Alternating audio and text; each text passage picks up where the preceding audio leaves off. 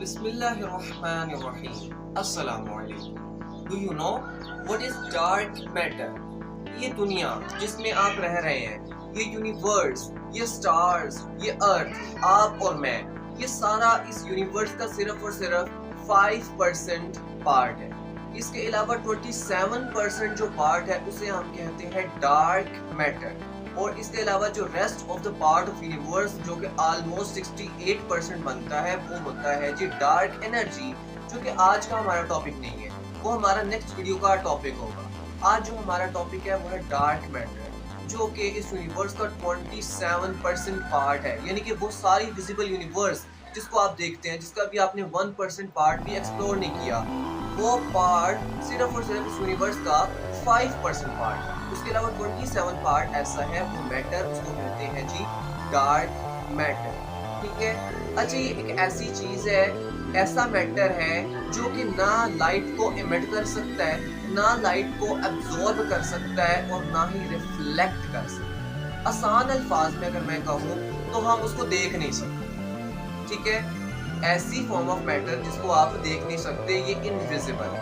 लेकिन अगर कोई चीज इनविजिबल है, आप उसको देख नहीं सकते, तो वो साइंस की रिसर्च में कैसे आती है? क्योंकि साइंस उस चीज को रिसर्च करती ही नहीं है जो चीज नजर नहीं आती। इसकी रीजन ये है कि इसके कुछ इम्पैक्ट्स हैं, इसकी कुछ वजूहात हैं, इसके कुछ इफेक्ट्स होते हैं इस यूनिवर्स पे, जो कि साइंटिस्ट को काबिल गौर उन्होंने इसको अपने पर बनाया कि साइंटिस्ट ने इसके ऊपर गौर किया कि क्या चीज है जिसके इम्पैक्ट्स हैं। इन इम्पैक्ट्स को हम एक एक करके स्टडी करते हैं। सबसे पहला इम्पैक्ट है ग्रेविटी, ग्रेविटेशनल क्लूज। अब ग्रेविटेशनल क्लूज क्या होता है? आम फिजिक्स में इस यूनिवर्स में अगर आप सोलर सिस्टम के एग्जांपल लें, अगर किसी सेंटर के गिर्द कोई चीज घूमती है तो आप उस सेंटर से जितना दूर जाते हैं उतनी ज्यादा वो चीज स्लो होती है। यानी कि अगर सूरज के गिर्द कोई प्लैनेट उसके करीब घूम रहा है तो उसकी स्पीड ज्यादा होगी, जो दूर है उसकी स्पीड कम होगी। लेकिन जब हम गैलेक्सी की बात करते हैं तो गैलेक्सी के अंदर जो सेंटर में स्टार्स होते हैं उनकी स्पीड कम होती है, और जो बाहर साइड में दूर एजेस पे जो वो स्टार्स होते हैं उनकी स्पीड ज्यादा होती है घूमने। ठीक है, अब एक तो वजह ये होती है अगर उनकी स्पीड बहुत ज्यादा है तो उसकी वजह से वो ग्रेविटी यानी कि वो जो गैलेक्सी है वो उससे दूर से चले जाएंगे। उनके अंदर इतनी सेंटीमेंटल फोर्स नहीं होती, ग्रेविटी इतनी प्रोवाइड नहीं कर सकती सेंटर ऑफ गैलेक्सी कि उसको वो उधर घुमा सके, उसकी स्पीड बहुत ज्यादा हो जाती है। तो ये एक्स्ट्रा ग्रेविटी प्रोवाइड करता है डार्क मैटर। डार्क मैटर की बहुत ज्यादा ग्रेविटी होती है, तो जो वो डिस्टेंट स्टार्स होते हैं गैलेक्सीज के, उनकी स्पीड ज्यादा होने के बावजूद भी वो घूमते रहते हैं, वो गैलेक्सी से बाहर नहीं जाते। उसकी रीजन क्या है? उसकी रीजन ये है कि कोई एक्स्ट्रा चीज ऐसी पाई जा रही है जो कि उनको अट्रैक्ट कर रही है, जिसकी वजह से काफी ज्यादा ग्रेविटी प्रोड्यूस हो रही है जो कि उनको अट्रैक्ट कर रही है। ठीक है, ये थे कुछ ग्रेविटेशनल क्लूज। उसके बाद अगला रीजन है लाइट बेंडिंग, जिसको हम आसान अल्फाज में साइंटिफिक लैंग्वेज में कहते हैं ग्रेविटेशनल लेंसिंग।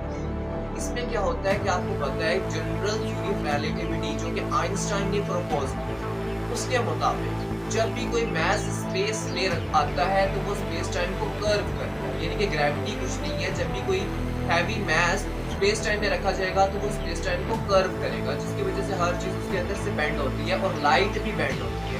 लेकिन जो लाइट दूर वाले सितारों से या गैलेक्सीज से, यानी कि डिस्टेंट स्टार या गैलेक्सीज से जो लाइट आ रही होती है वो इतना ज्यादा बेंड करती है कि जो ग्रेविटी जिस स्टार की होती है, अगर उसकी ग्रेविटेशनल पुल को देखें, अगर उसका हम जो कर्व है ग्रेविटेशनल कर्व उसको देखें तो वो इतना ज्यादा नहीं है कि उस लाइट को इतना ज्यादा कर्व कर सके। ठीक है, तो ये जो ऑब्जर्वेशन ये कहती है कि जो लाइट कर्व की है इसका एंगल बहुत ज्यादा है कि स्टार की ग्रेविटी इतना ज्यादा कर्व नहीं कर सकती। ठीक है, तो ये भी एक क्लू हमें मिलता है कि यहाँ पे कोई ऐसी चीज है जो कि हमें एक्स्ट्रा ग्रेविटी प्रोवाइड कर रही है, जिसकी वजह से लाइट बहुत ज्यादा बेंड कर रही है। इस प्रोसेस को बोलते हैं, जैसे मैंने आपको पहले भी बताया, ग्रेविटेशनल लेंसिंग। ठीक है, अच्छा एक और क्लू है इसके बारे में, आपको पता है कि यूनिवर्स का स्टार्ट हुआ था बिग बैंग से, कि एक बहुत बड़ा धमाका हुआ था जिसकी वजह से बहुत सी चीजें एक दूसरे से दूर जा रही थी। आपको पता है यूनिवर्स अभी भी एक्सपैंड कर रहा है, तो हर चीज एक दूसरे से दूर जा रही थी बहुत स्पीड में। ठीक है, अगर इस यूनिवर्स में डार्क मैटर ना होता तो आप जो गैलेक्सीज देख रहे हैं, जो स्टार देख रहे हैं, जो प्लैनेट्स देख रहे हैं, उसमें से कुछ भी बच ना पाता। रीजन ये है कि उनके दरमियान में रिपल्शन बहुत ज्यादा है, वो एक दूसरे के से बहुत स्पीड से दूर जा रहे थे। जो बिग बैंग हुआ था उसकी पावर बहुत थी, इसकी वजह से हर चीज बहुत स्पीड से दूर जा रही है।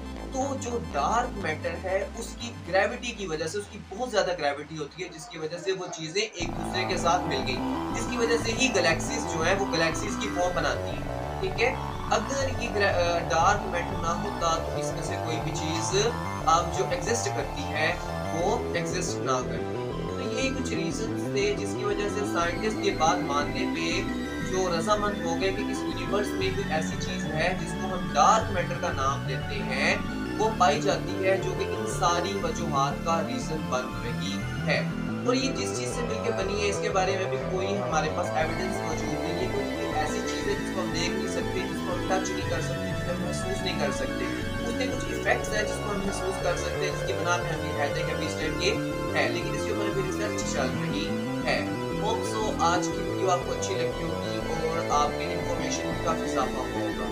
अगर आपकी अच्छी लगती है तो इस वीडियो को आप लाइक करें और अपने दूसरे दोस्तों के साथ भी शेयर करें। और मजीद अगर इस तरह की वीडियोस आप हासिल करना चाहते हैं और लेटेस्ट अपडेट सबसे पहले हासिल करना चाहते हैं तो आप इस चैनल को सब्सक्राइब करें। Thank you so much. Allah.